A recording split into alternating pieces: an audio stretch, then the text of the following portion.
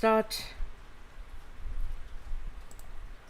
on Twitch and YouTube. Hi, welcome. I hope everybody is okay and y'all are taking care of yourselves. Have you eaten something? Have you had water, taken your meds? Said something kind about yourself today. On Twitch and YouTube. Hi, welcome. Oopsie doopsie. There's something not muted. Yes, that was YouTube. My apologies. So I was hearing myself.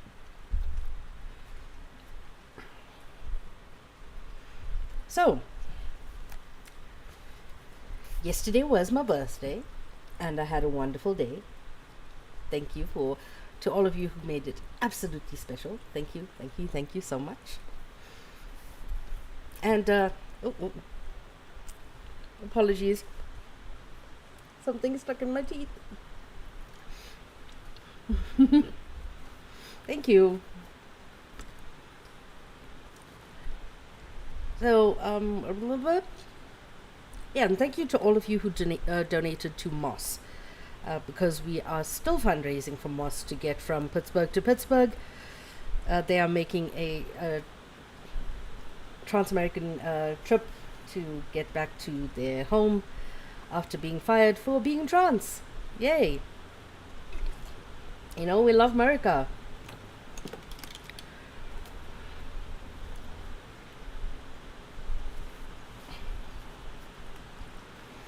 And so, yeah, thank you to everybody who donated there. And let's keep on helping our community. I know, Fatima, there's too few people here today.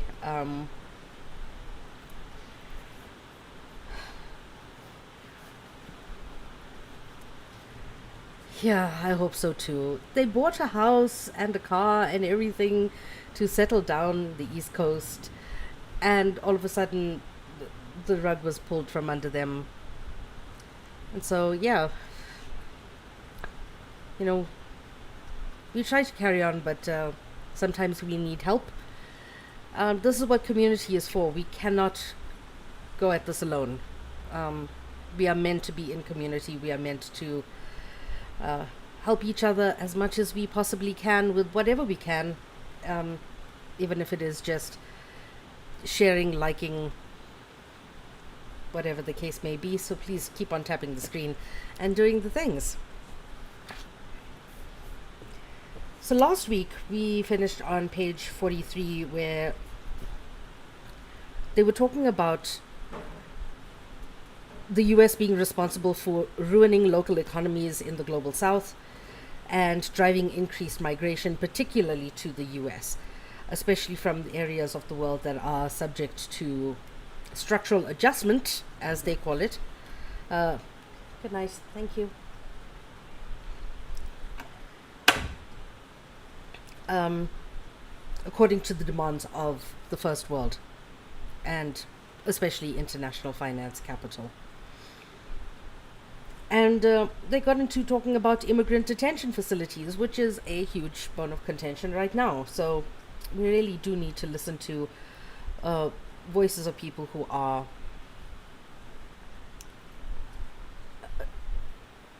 at risk of these forms of mass incarceration.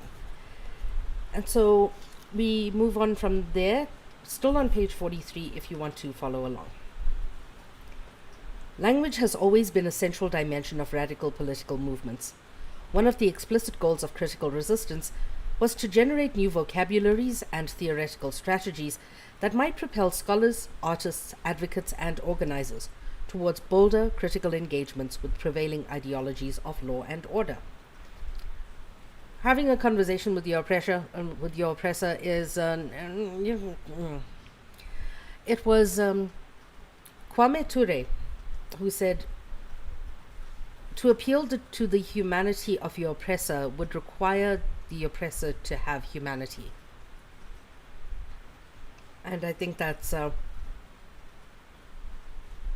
that about sums it up. Two of the key terms critical resistance offered to the movement were prison industrial complex and abolition.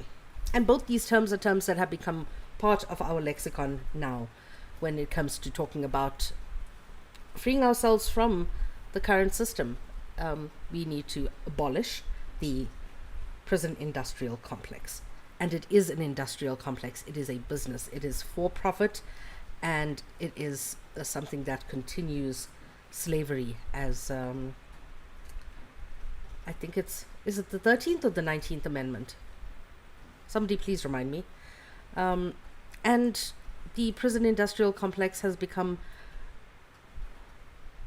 talking points all over the world at how we look at incarceration, at the justice system, at punitive justice versus restorative justice, etc., etc. And we have countries that are anti-punitive justice, like Ireland, but they have a prison industrial complex in the form of direct provision, where immigrants who are awaiting asylum status are housed in these for-profit, government-run, but privately serviced housing that is awful. The food is terrible. They cannot they cannot integrate themselves into Irish society, sometimes up to 14, 15 years waiting for asylum status. And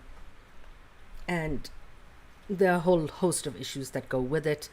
There are trans individuals who are housed in separate in housing that does not correlate with their gender identity.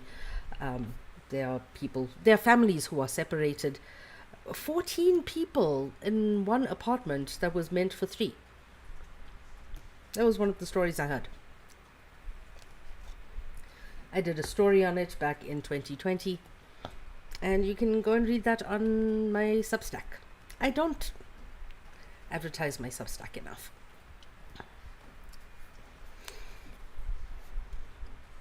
And yes, I am talking a lot between reading. Welcome back, B. Please tap the screen, share the live, and share it out to people who you think should be listening, especially if it makes them angry. Both of these concepts were designed to eschew reformist solutions to the problem of the soaring prison population. In 1995, urban theorist Mike Davis described the California economy as moving from agribusiness towards a prison industrial complex. Critical Resistance, as a group, formally defined the Prison Industrial Complex, or PIC, as the overlapping interests of government and industry that uses surveillance, policing, and imprisonment as a solution to economic, social, and political problems. Yeah, just put them away. Make people disappear. Disappear from society. Let's just take them out. And we are seeing increasingly that the state of Israel is part of that, not just the prison industrial complex, but policing and surveillance. The introduction of the concept of the prison industrial complex enabled an analysis of the prison construction boom of the 1980s and 90s, as well as the attendant rise in the prison population that could dispense with a naturalized assumption that those who were in prison were either there simply because they had committed crimes, or based on the recognition of the term military industrial complex, introduced by then President Eisenhower as he was leaving office, helped to boost the anti-war movement during the Vietnam era. It was hoped that they related the term prison industrial complex might also indicate a deeper analysis of the relationship between prison expansion and the political economy of racial capitalism. What is racial capitalism? A lot of people have asked me what I mean by racial capitalism when I talk about it on panels. Like, oh, racial capitalism, I've never heard that one before. It is the overlapping, the intersection of oppression that people of color face through the economic system that is not designed for us to succeed. During this formative period of resistance, abolitionist organizers insisted on geopolitically capacious understandings of the prison industrial complex, which in many ways reflected a complex feminist engagement with the relations that constitute the PIC. The preponderantly male populations of jails and prisons did not give license to dismiss gender as an important analytical category. Moreover, precisely because the complex was conceptualized as a set of relations beyond the process of incarceration, such as economic, political, legal, and social issues, it propelled activists and researchers to recognize the educational system, as well as the child and family services and other social service systems, as domains of deeply gendered, ableist, and racialized punishment.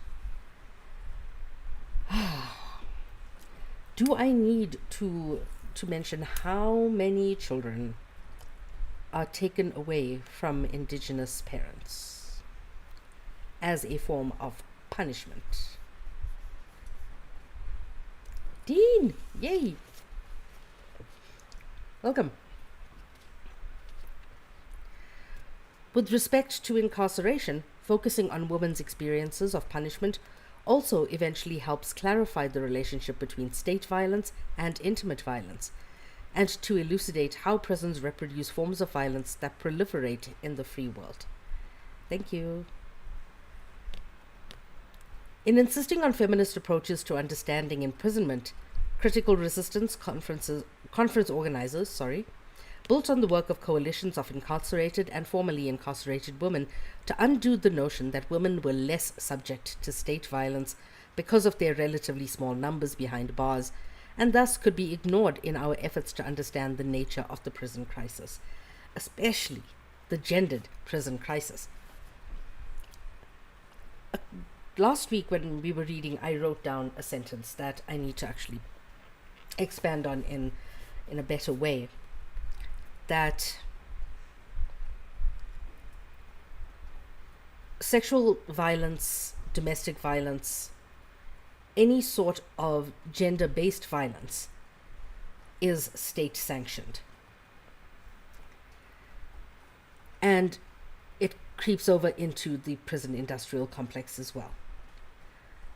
When people say, oh, but you can't be feminist and abolitionist, I say, absolutely the fuck are you talking about, because the majority of perpetrators of gender-based violence do not see a single day in prison.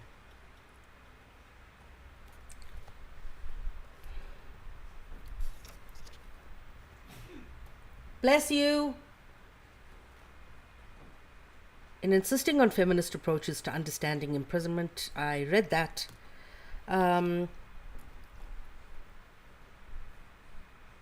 even though women constituted a minority of people behind bars, they clearly bear a burden of criminalization and imprisonment. Women have always been the major supporters of those in prison, not only as organizers, but as anchors of families and kinship networks deeply affected by incarceration practices. And this is especially true of women of color.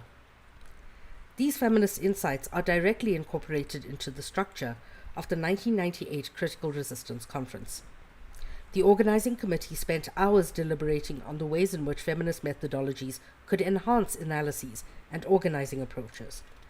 The visible leadership of feminist activists and scholars, both in planning the conference and during the event itself, signaled a powerful abolitionist framework required an anti-racist, anti-capitalist feminist practice. And that is important. It has to be anti-racist, because the prison industrial complex is a racist system. Prisons are a racist system. Law enforcement is a racist system. It is capitalism at work. Because when something is made a crime, and you can pay bail or a fine or just pay a person damages, it essentially is only a crime for the poor.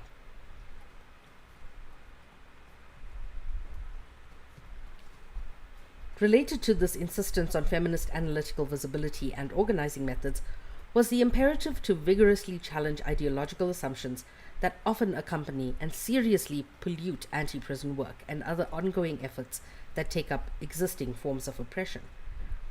From civil rights to farm worker struggles, entering such work has frequently entailed the implicit creation of hierarchical notions that objectify the people for one whom is working as in need of charitable assistance. I am looking at all the white folk.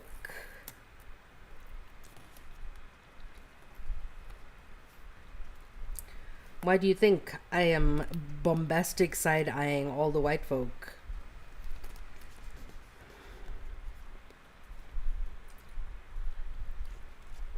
Also, if anybody is watching from Johannesburg, if you go to the pantry often, don't. They support Israel. Go to this place, Relish.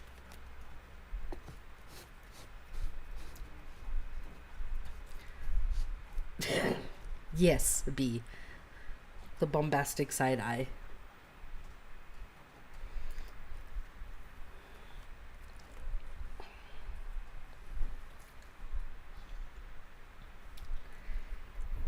White people tend to tokenize, infantilize, and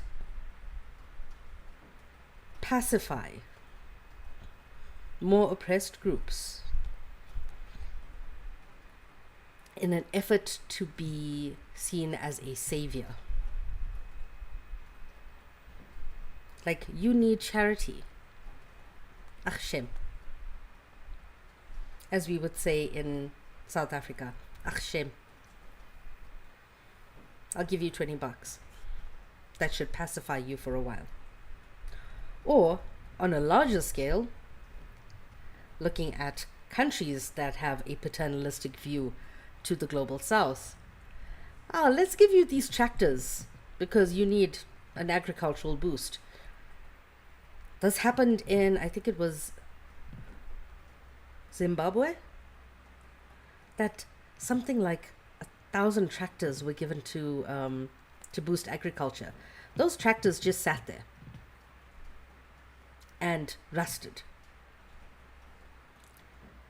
People eventually stole parts from them for existing vehicles because nobody came in and taught the people how to actually use those.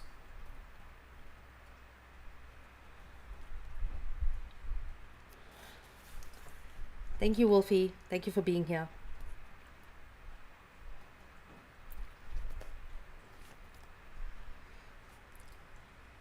So, the idea that incarcerated people are the ones who need assistance and are incapable of helping themselves and whatnot, there is an inherent paternalism about it. It is a missionary kind of vibe. Just like how the missionaries of Europe were sent to deepest, darkest Africa to civilize them. It is the same vibe. It's white savior nonsense that ultimately harms the people it intends to help. This missionary position implicitly defines the beneficiaries as inferior and the benefactors as superior in relationships that are structured in such a way as to render egalitarian sociality impossible. In other words, people in prison will always remain inmates or prisoners, just as women who experience gender-based violence are relegated to the status of victim, and their advocates and helpers become categorically more capable than the objects of their charity. Who here has experienced that?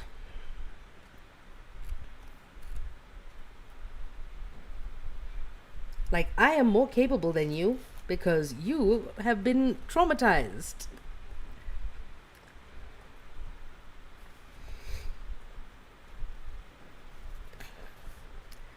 Prison reform movements like anti-violence groups, even the most effective ones, yep, it's awful to be treated like that. When somebody says, "Oh, this is an unreliable witness," the person that the crime happened to is an unreliable witness because they were traumatized by the act. I'm like, hello? What in the cinnamon toast fuck?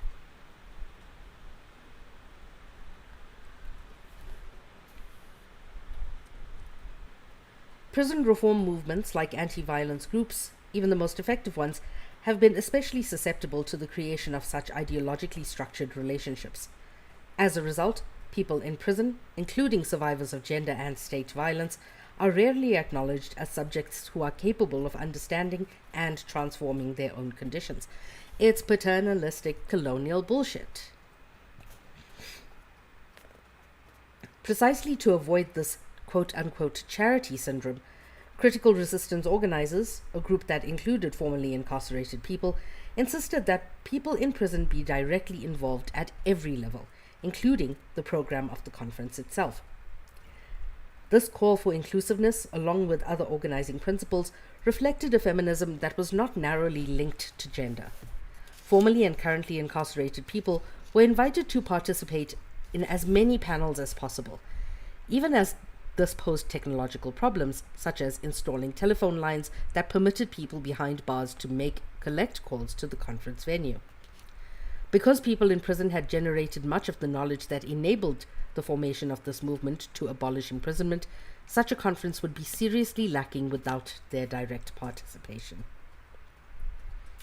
Now, let me tell you a story about my time in Sweden. A couple of friends and I, this is in 2020,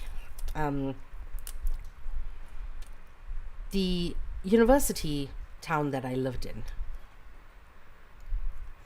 it was a problem. They considered themselves a city because they had they have a cathedral, and that is apparently what it takes to be called a city in Sweden. Like, you have a cathedral, yay, you're a city. It was a small town.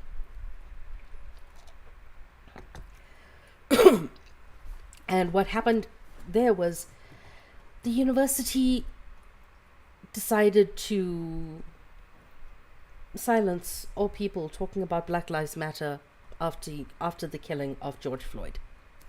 Like, any student found, any student who was funded by the university who was speaking about George Floyd had funding taken away from them.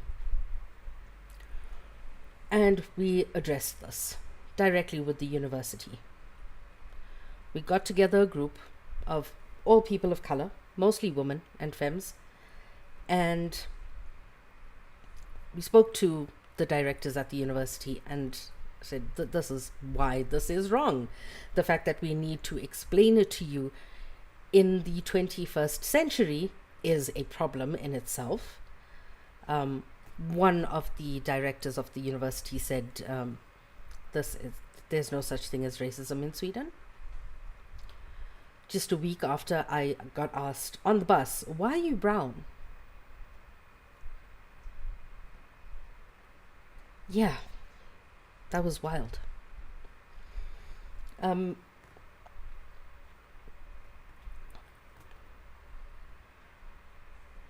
They decided to take all of our criticisms and suggestions into consideration.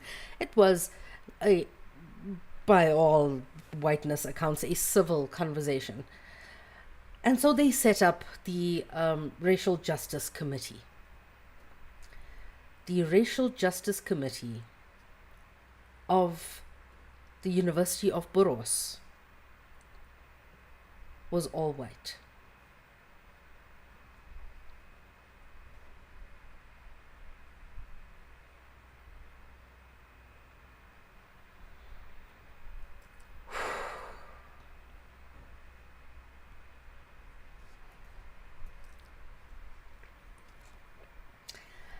I was not surprised,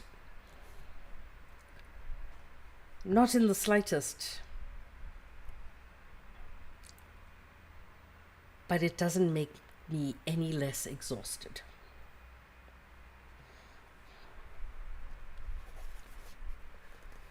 And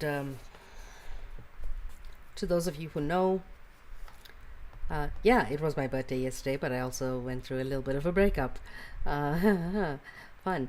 One of the things I was told in this in this conversation was, yeah, I don't trust you to make the right decisions for yourselves, for yourself. I'm like, okay. Thank you. Oh God, who's making me do maths? 90 minus 25 is... Please roll for dexterity. Okay. I'm sorry, I don't have 65. Okay. Thank you. And that is nat 20. Enjoy yourself. I am so sorry.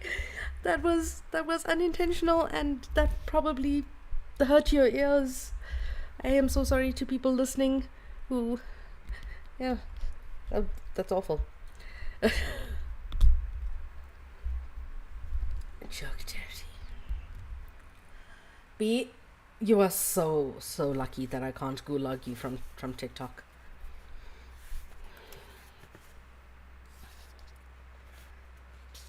When people are not invited to the table,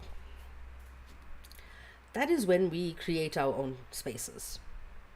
And then we get told you're being divisive. Or divisive. Divisive. How do you pronounce it? Divisive? Me and pronunciation. Divisive. Okay. Thank you. We are told that we are not seeking to reconcile anything. We are not seeking to mend anything. Yeah, because we can't.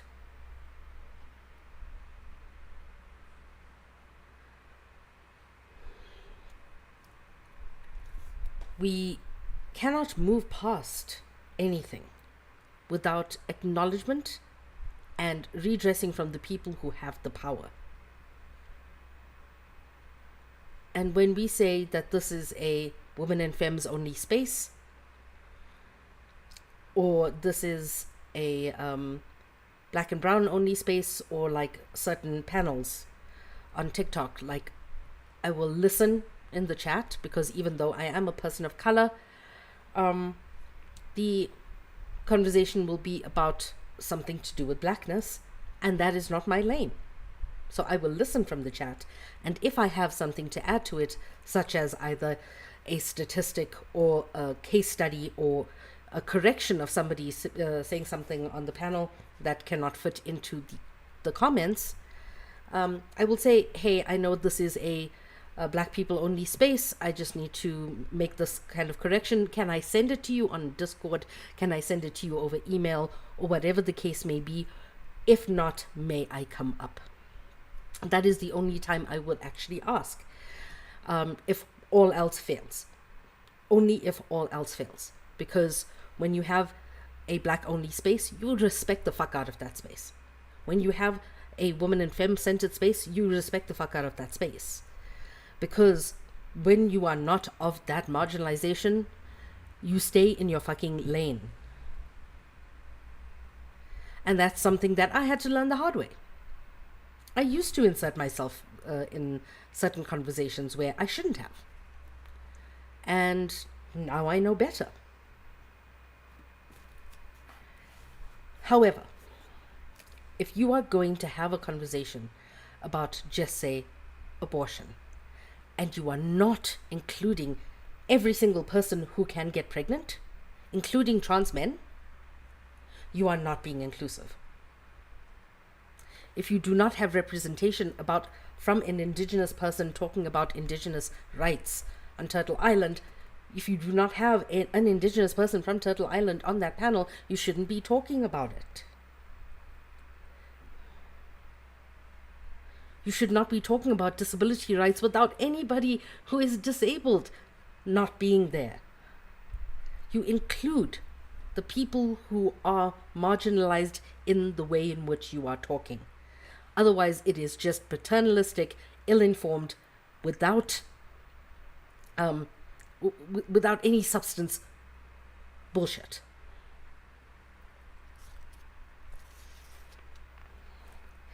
In popularizing the framework of the prison industrial complex and developing an abolitionist critique of the punishment strategies of bourgeois democracy, abolitionists have always gestured towards a different conception of justice. We each have to look at, what does our version of justice look like? What is restorative justice for us? What is punitive justice? What is reconstructive justice? Sometimes when they are included, insert demographic, they're often tokenized as well. Exactly. Like, oh, here's one person. We're just going to have them on the panel, but we're going to overtalk them the entire time. Or we're going to have them on this panel discussion in a conference, but we're going to silence them. In a little bit, as soon as I finish this section,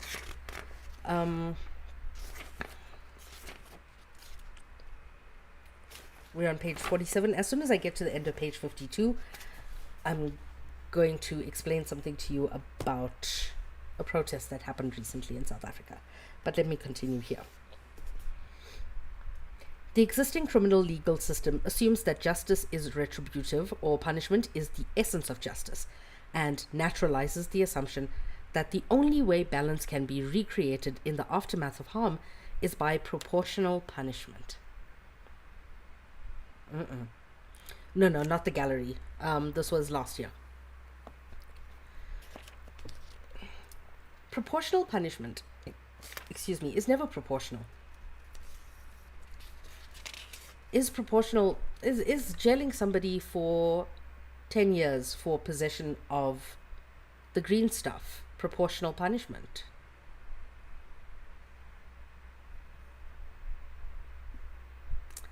Was Brock Turner getting 3 months in prison for raping an unconscious woman in an alleyway proportional justice?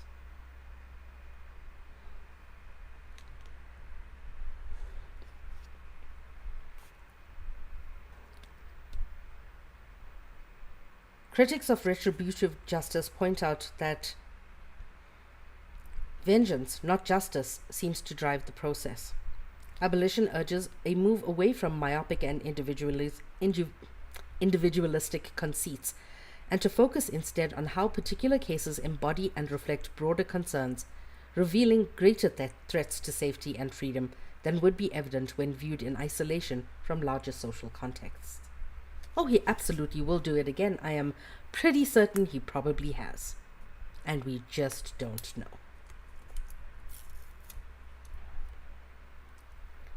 An abolitionist analysis moves beyond the literal incarceration of bodies deemed disposable to a broader set of cruel constraints that incapacitate and police whole communities.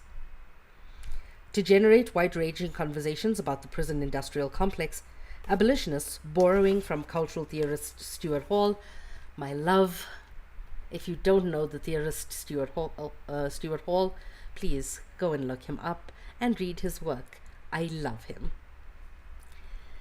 Stuart Hall affected the disarticulation of crime and punishment. Popular discourse on prisons most frequently assume that punishment exists in a casual relationship to crime, as implied by the adage, don't do the crime if you can't do the time. Transforming public opinion regarding the reason for soaring numbers of people in prison requires convincing enough people that crime is not the unqualified cause of punishment. This process of disarticulating crime and punishment creates an opportunity to engage in a politic of rearticulation to counter the notion that prison is simply an appropriate sequel for the commission of crimes, with the recognition that there are many reasons people end up behind bars and many needs experienced by those who are harmed. The reason I like Stuart Hall is he looks at representation. He looks at media theory and representation. And this disarticulation of crime and punishment, thank you, fits into this into his larger narrative that people who are othered are always seen as disposable. And so what we need to do is rearticulate crime and punishment to fit in the broader sense of what is going on with our society. How is our society so disproportionately leaned towards one dominant group, and how does it work to favor them, and then how does it work to actively disenfranchise other people who are othered, thus considered disposable bodies. Central to this process of rearticulation is the recognition that race, gender, class, and sexuality are more important determinants of who goes to prison than simply the commission of a crime. In fact, the current activist practice of referring to people in prison, and this is especially true of women, both cisgender and trans, as criminalized rather than criminal, helps us to understand the dangerous ideological work that the prison and criminal legal system performs. Anyone that isn't a millionaire or billionaire, anybody who isn't of that ilk, And I think both of these processes can work with all of societal structures that we deem functioning. Hi.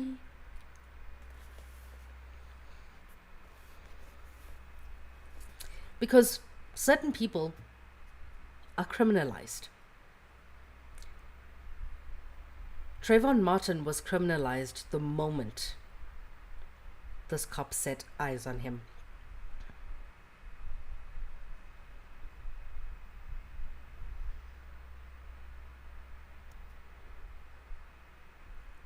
Tamir Rice was criminalized.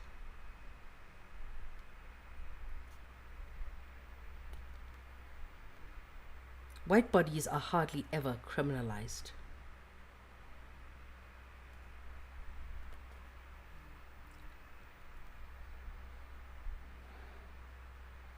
Why did I book a yoga class for 10:30 in the morning? Please tell me why I'm so silly.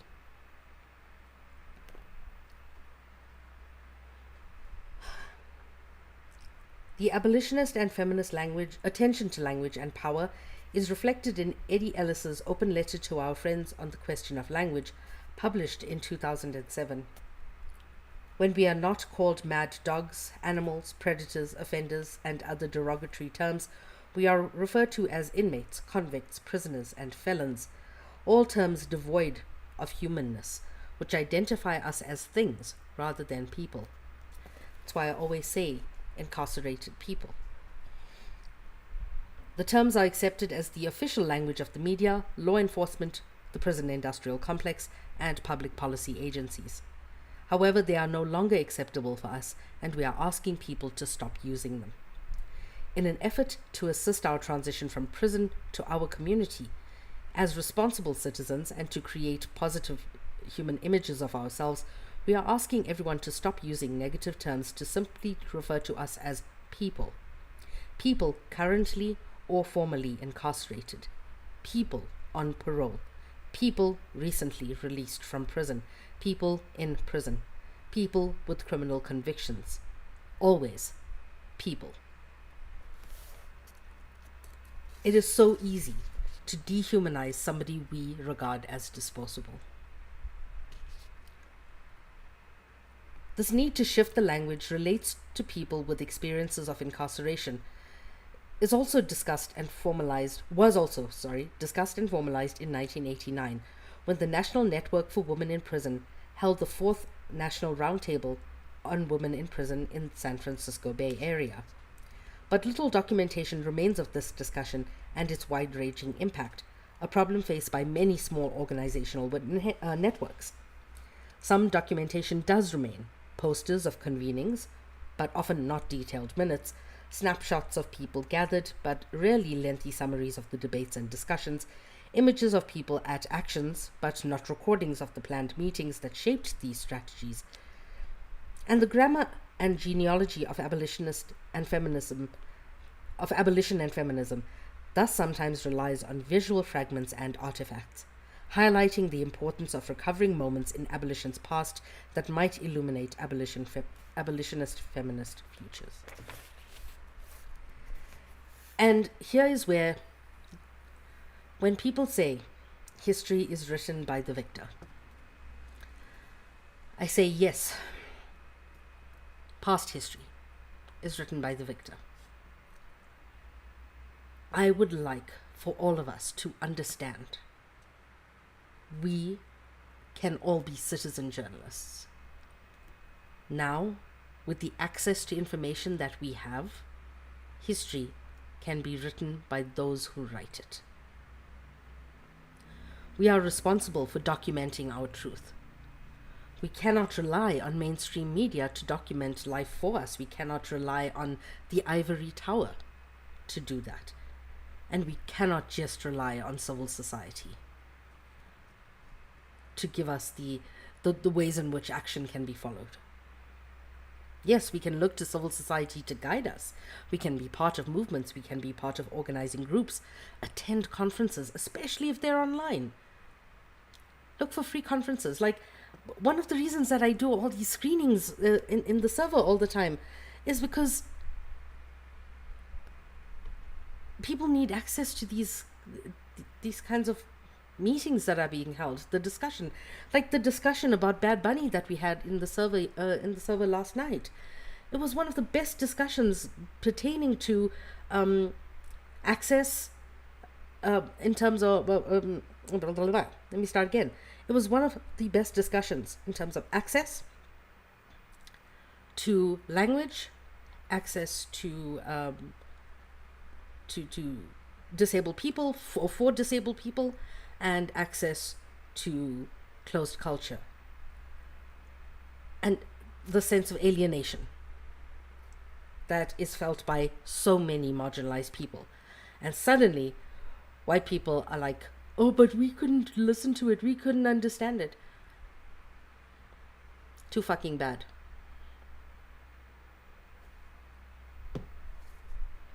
You guys have excluded us from everything from the dawn of time. Crimea River. Oop.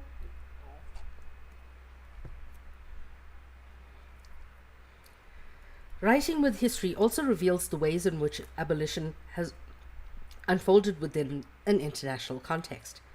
Global capitalism, financial strategies associated with the World Bank and IMF, the neoliberal scenarios that define poverty as individual rather than social, travel the world alongside the exportation of carceral ideologies and strategies.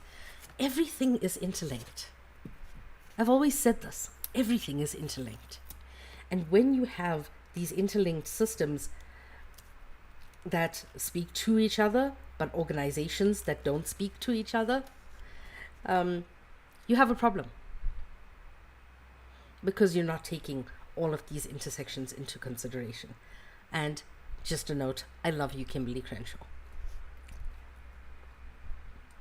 Organizing the conference created opportunities to connect with anti-carceral efforts in Australia, Europe, the Middle East, especially Palestine, and South America. In the aftermath, critical resistance activists began to cultivate connections with campaigns in Canada, Australia, and the UK, as well as other parts of the world. These internationalist relations offered new ways of building interventions at the intersection of feminism and abolition. In Queensland, Australia, the organization Sisters Inside, founded by Debbie Kilroy and Anne Warner in 1992, eventually began to center abolition as the most effective solution to the incarceration of Aboriginal women. They shared their organizational structure, which insists on the inclusion of currently incarcerated women in leadership with activists outside Australia. Concurrently, The Elizabeth Fry Societies across Canada, historically and traditional charitable organizations supporting women impacted by the criminal legal system, gradually adopted an abolitionist lens, centering organizing for decarceration under the leadership of current Canadian Senator Kim Pate. Or Pate. I don't know. Political prisoners in Turkey, Kurdish people and their allies, began to protest the institution of US-style prisons called F-type cells by engaging in prolonged hunger strikes or death fasts. Women leaders, central to the struggle, brought a feminist analysis to the forefront of these actions. The fact that the specifically targeted forms of incarceration developed and promoted by the US meant that US anti-prison activists should pay much more attention to the global dimensions of the prison industrial complex too. Because feminist challenges to gender violence and socialist feminist analyses are at the core of the ongoing Kurdish struggle for democracy, there are crucial lessons regarding abolitionist futures to be learned. Abolition, as a tradition, a philosophy, and a theory of change, moves away from the myopic focus on the distinct institution of the prison toward an expansive vision of social, political, and economic processes that define the context within which imprisonment came to be viewed as the legitimate hand of justice. As a practical organizing tool and long-term goal, abolition is a political vision with the goal of eliminating imprisonment, policing, and all surveillance, as well as creating lasting alternatives to punishment and imprisonment. As illustrated by the history of the prison and police, reforms sold as progressive all too often function to mask expanding mandates, logics, and budget lines. And this is something that I love to remind people of. You cannot reform something that is rotten to the core. When you say reform ICE, ICE still exists. We don't want it to exist anymore.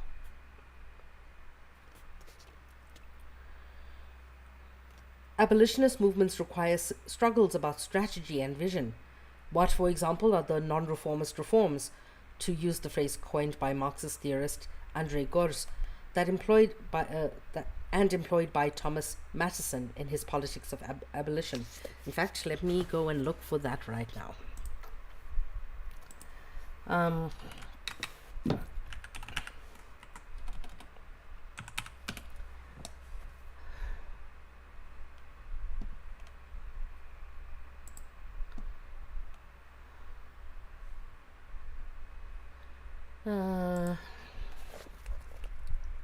Politics of Abolition.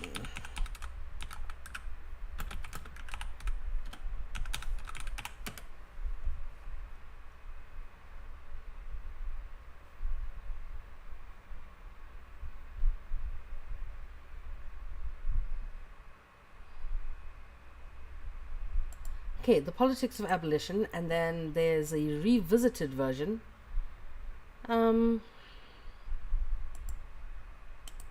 That was revised in 2023. So I'm going to get both copies, and I'm absolutely not going to SHARE them in my server, because you know that's illegal apparently.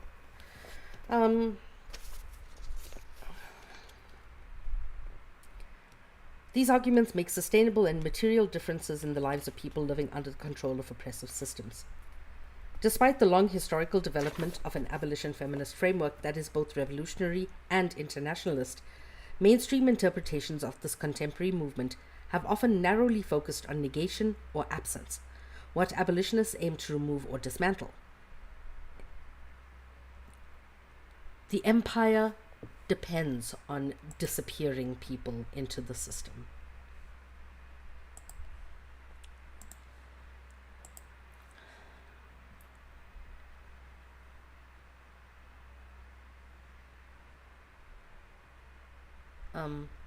Okay. Yeah, anybody Cue Imperial Death March. Okay, well, let's see.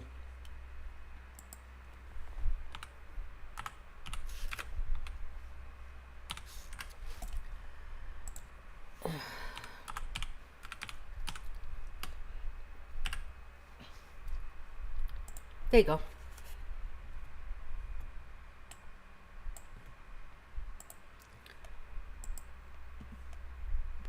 Anybody who is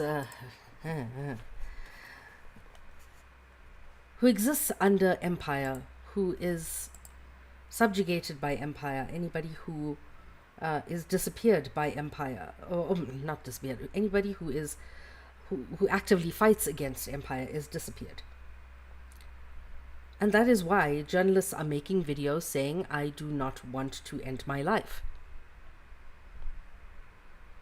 Journalists are being encouraged to make these videos as they reveal crimes by empire. They are being urged to leave messages for their loved ones with their name, their age, their date, their every detail that they can possibly leave behind, stating, I do not want to end my life. Because when the Panama Papers were released, nobody was arrested. Nobody faced any sort of quote-unquote justice. There was only one person who was impacted in that entire thing, and it was the journalist who published the Panama Papers and exactly what it means and who researched them and everything, who was found dead in an apparent suicide.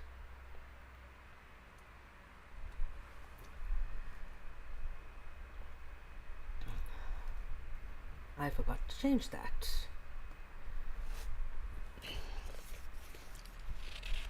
In a December 2020 interview, former President Barack Obama offered a familiar critique. Snappy slogans such as defund the police are damaging. He stated, "You lost a big audience the minute you say it, which makes it a lot less likely that you're going to actually get the changes you want. What is obfuscated by the sentiment are the gains and ruptures offered by the language of social and political movements. Our reliance on one critical genealogy of abolition indicates that abolition has always been much about the work that focuses on building and experimenting, as it has on what must be dismantled. As Ruth Wilson Gilmore pointed out, abolition is about presence, not absence. It's about building life-affirming institutions. Building has always been central, particularly for those working at the intersection of feminism as well as abolition. For example, feminists recognize the pervasiveness of gender and sexual violence, but the work cannot only be to defund the police, as this will not address the harm endemic to the communities in question. Abolition feminism has always required a practice, engagement, preventative community-based responses that can be implemented to both reduce the incidence of gender and sexual violence and address harm when it does happen without having to call the police. By definition, this requires revisioning, experimentation, and engagement, not simply the absence or removal of police or prisons. It is about presence, not absence. It's not just defund the police and abolish ICE and. It is about creating a world where we don't need them.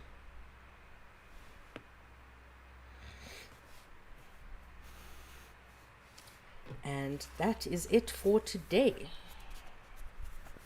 Any questions?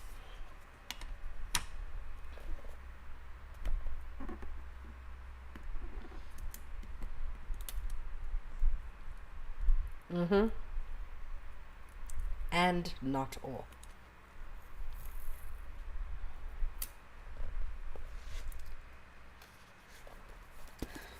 If you have any questions, you are more than welcome to put it into the Discord, into whatever chat we're in at the time, or whatever makes you most comfortable. You can DM me with any questions, etc.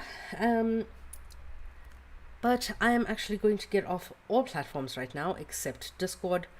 You can look out for those readings in the library channel. I'm going to, you know, do the things. And I absolutely do not suggest annasarchive.li. Don't do it. It's illegal. You shouldn't be getting free books from my library in my server, and you absolutely should not be going to annasarchive.li to get free books, because that's illegal apparently. So yeah, don't do it. Just don't do it. Do not sail the high seas, because they're dangerous. Absolutely not. Never, ever, ever, ever. I shall see y'all in my server, because I need to work. I'm going to say good night to all of you. Please take care of yourselves. Eat something. Take your meds. Drink water. Monster does not count as water.